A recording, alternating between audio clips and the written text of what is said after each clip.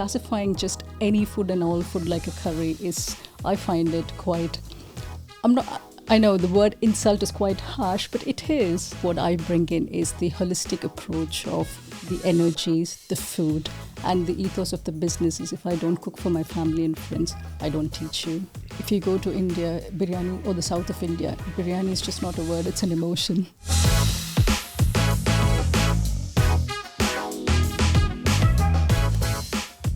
Welcome back to Kitchen Tales. So on this podcast, we talk about all our stories in the kitchen. We talk about our businesses and part of our personal lives. And I'm joined with my co-host, Rhona. How are you doing today, Rhona? I'm tired.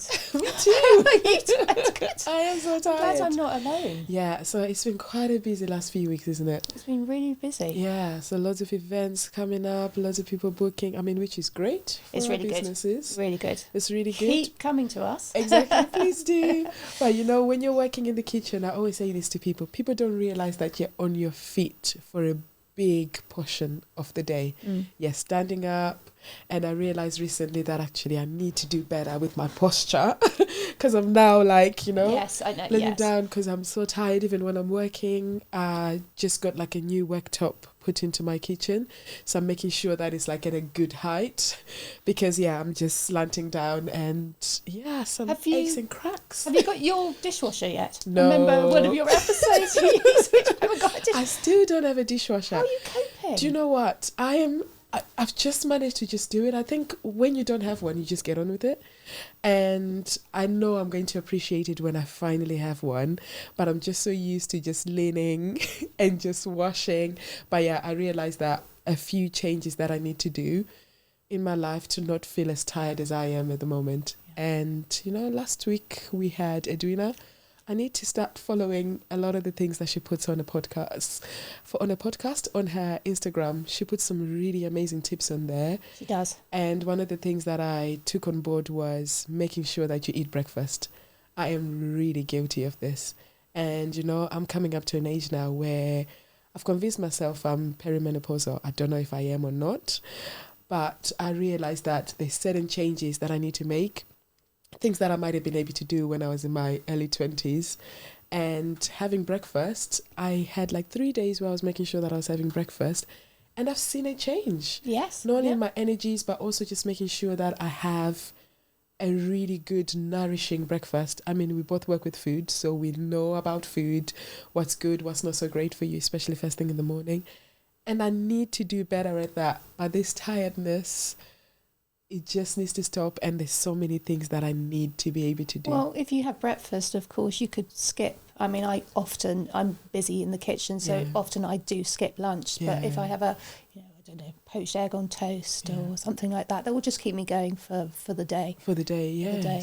So, and it does make you, it just gives you energized. Yeah. See, it's stuff that I know, but I've not been following. And I know you've been working with Edwina as well. Did you guys have a few things going Yes, we've got, in the autumn, we are planning to do a cooking demonstration. I'm going to be on the cooking side, and Edwina is going to talk about all the nutrition side and of course breakfast. Yes. So we're going to be putting that out soon. Amazing. And looking forward to that in the autumn. Yes. Is that going to be local or? Yes, local. It's actually going to be at Edwina's house. Amazing. And yes, it will be a morning of breakfast ideas. I will be cooking and then having some tasters. That's exciting. We'll make sure everyone, if you're following us, remember kitchen.tales.podcast. You'll be able to find all these details and information about that. So do you have any holidays coming up or anything? Because I feel like I need a holiday. Yes, I can't wait. Not long now. Yes. Not long now. We're off to Greece. Oh, we're exciting. off to Corfu, family holiday. And just looking forward to, our summer so far has been absolutely fantastic. Yeah. So I was about to say looking forward to the sun, but actually we've had so much sun. For once we've had some sun. But don't you think actually everyone is just their mood is so different with the sun? Absolutely. And so looking forward to a holiday, just looking forward to a little bit of a break. Yeah. And so I can't wait. Are you going anywhere nice? Yeah, so I'm actually taking the kids on a road trip. So we are going to do a road trip up north. So my kids have not been up north, so like Manchester, Liverpool, and my son is very obsessed with football. think like most 8-year-olds are into football in his class. So he wants to be able to see some of the stadiums. So so I decided actually let's make it into a road trip. So we're staying in a few cities in between. We're starting off in Harrogate, and then we are basically working our way down and going a little bit west as well, and Liverpool, other parts. So staying in the UK, but I'm looking forward to it. Yeah. Fingers crossed the weather is going to be okay, but either way, we're just going to make it happen. Oh, that's wonderful. Do you think you'll go to a game? Football game? No. Son? Do you know what? It's so hard to get the games. Is it? So hard and so expensive. And you either have to be a season ticket holder or you have to be part of a member of the club or something. So I'm not too sure we'll be able to see a game. I keep checking and looking on their websites to see if we're going to be able to do that. But at the moment, I think it's just being able to visit the stadium so you can see them, take some pictures. He'll love that. And then, when he goes back to school, it's hopefully social currency and he can show and tell some of his friends what he's been up to. Oh, wonderful. Not long then. Not long to go. Not long at all. To go. And so today, everyone's been excited about all the guests that we have, and we've decided to bring on another guest today. So we've got my lovely friend Shashi, who's joining us today, and we just want to say hello to Shashi. How are you doing today, Shashi? Hello, Colline. Hello, Rhona. Hello, Sashi. I'm good, thank you. Thank you for having me. Yes, thank you. Thank you for agreeing to be on our podcast. Would you like to introduce yourself and just tell everybody what you do? Yeah. My name is Sasi Krishnan, and my business is called Sasi Samyal, and Samyal means in the South Indian language of Tamil means cooking. So that's Sasi's cooking. And it's not the regular kind of Indian cooking that one thinks about, because normally Indian food is called curry. Yeah. And that's the name or the word that's associated. But what I bring in is the holistic approach of the energies, the food, and the ethos of the business is if I don't cook for my family and friends, I don't teach you. Yeah. So it's called Sasi Samyal. Yeah. That sounds so interesting. So what sort of food then? What do you like to make? Oh, I can talk about it whole day. What do I like to make? What I bring, I come from the south of India, Chennai. I'm born in Bangalore but raised in Chennai. So India is a very big, diverse country. And that's one thing that I always like to say wherever I get the opportunity is India is a very big country. So classifying just any food and all food like a curry is, I find it quite, I know the word insult is quite harsh, but it is. Because it's such a diverse food. So I come from the south of India, and that's what I teach or I specialize in. And the languages are different, the food is different, the cultures are different. And my husband is from Chennai, I'm from Bangalore. So I bring in both the cuisines, both the languages, the energies. And I also practice yoga. So I bring the holistic approach of the mindset in the kitchen. So as much as it's a cooking session, which is online, but I also talk about the energies, the ingredients, the freshness, why you do, the philosophy of the food. And so I take you on a journey in the cooking session. And where do you get all your ingredients from? Some online, which I shop online, and some there's a local shop in Newbury. So when I came 25 years ago, it was so difficult to find. I had to specifically go to London or something. Today it's available. You can even get in Amazon. So I was quite surprised about it. Yeah. So you can get absolutely everything. So growing up, we were just talking about breakfast. Growing up, so you said you were born in Bangalore, but you grew up in Chennai. So when you were in Chennai, what would be your typical breakfast that you had when you were growing up? I used to be a very fussy eater. Yeah. That's one thing I remember my mom saying over and over again. And growing up, it would be idlis, dosa, chapati or roti as it's called. It's known here, chapati, and it's a curry. I come from a vegetarian background. I'm still a vegetarian, so that's what I've grown up eating. So the idlis and dosas are stable, which is like steamed rice pancakes or crepes with chutneys and sambar and potato curry to go with it. Or it could be what's called rice flakes. It's called aval or poha. Perhaps it sounds like an alien for many, but it's actually one of the healthiest. And that's one of the things that I say to people, Indian food is so complicated. And I go, probably it's a lack of knowledge. Yeah. It isn't. There are some things that are really simple, really basic, but so healthy, so nutritious. And they're vegan too. Yeah. And my standard would be, I mean, as a child, as I said, vegetables were no. Today I preach and I live by vegetables. How life changes and evolves. So yeah, I used to love potatoes. I still do, but not as much. Yeah. And things change. So that used to be like the breakfast. So breakfast always was good king size that sets you off on a day, and not much luxury of what was given. We ate what was given to us. Yes. So this was kind of the staples, the idlis, the dosas, the chapatis, the vegetables that went with it, and a packed lunch. Yeah. We were happy as chill. Yeah. So I've never made a chapati. Do you know, I haven't as well. Yeah, and that's I have something you need to teach me. Yes, absolutely. Yes, or roti. I've never made them. Okay. And I suppose I love to make curries. They're not the same. They won't be as delicious as yours. Yes. I mean, we all love a curry, and even going to a takeaway, getting it, but it's not the same, is it? No, really not at all. And I think, and that's one of the things that many people have, the misconception is Indian food is just takeaways. And I do make jokes about it, saying, oh, Indian food is more than just a takeaway. It's my favorite saying. Yes. It's sad. It's just been reduced to the word takeaway. But I haven't seen a proper South Indian food restaurants around in the local area. But if you do go to Reading or London, then you would probably get it. But it's not as difficult as you think. Of course, there are complicated stuff that we all like, including baking. Let's say, for example, you can make your basic cake, just the decoration, or you can make a proper one that takes a couple of hours, days. So Indian food is pretty much the same. But all I would say is, no matter what you do, get your ingredients fresh wherever you can. Sometimes it just needs a little bit more effort in terms of soaking your lentils.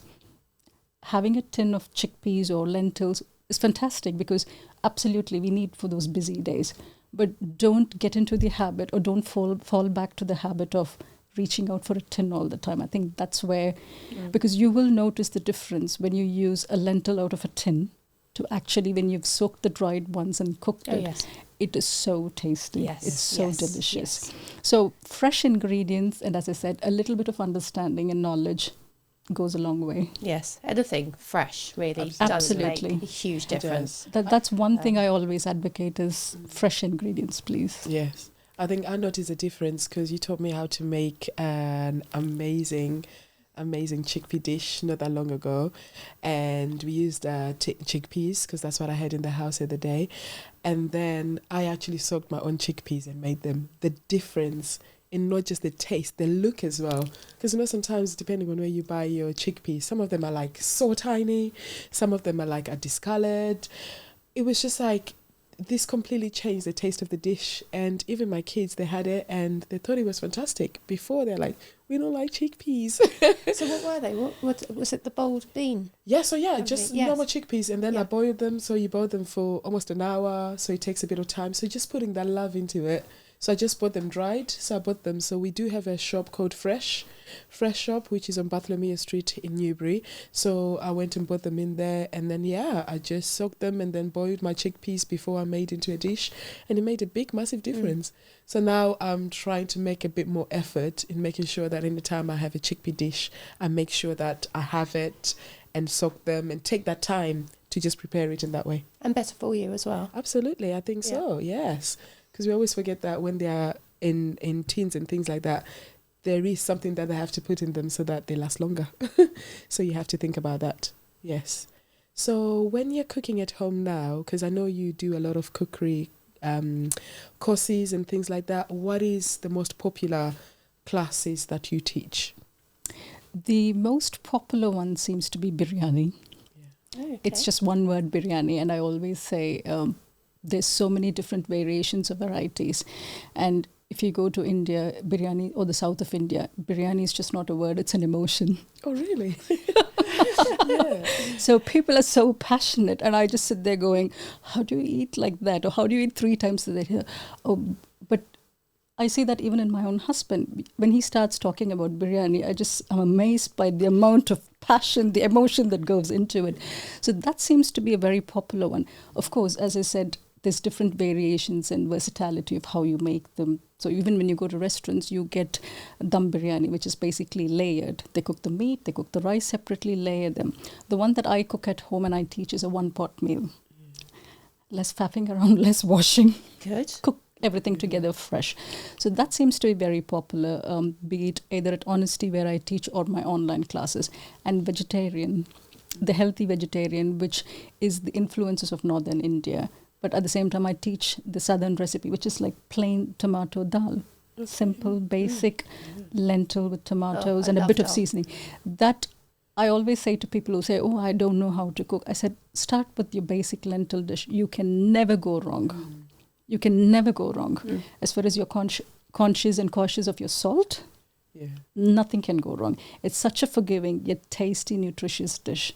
So that seems to be very popular. The potato curry, rice, cumin rice, lentil and a salad. So those two seem to be quite top on the list.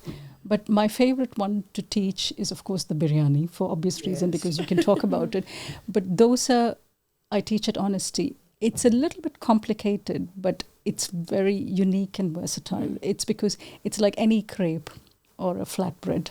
It's just one crepe. But what goes with it makes the dish. It could be a green chutney, which is basically a coriander or a mint chutney. It could be an onion chutney, could be a tomato chutney, could be a coconut chutney, could be potatoes. So the uniqueness and the versatility of the dish is what goes with it, the accompaniment, which makes it so unique. And I love to teach that. It's a little tricky and complicated, but once you understand, because it needs fermenting as well. So again, it's one of those healthy for your gut and everything, because I'm very conscious of what I eat, what I feed my family and what I teach.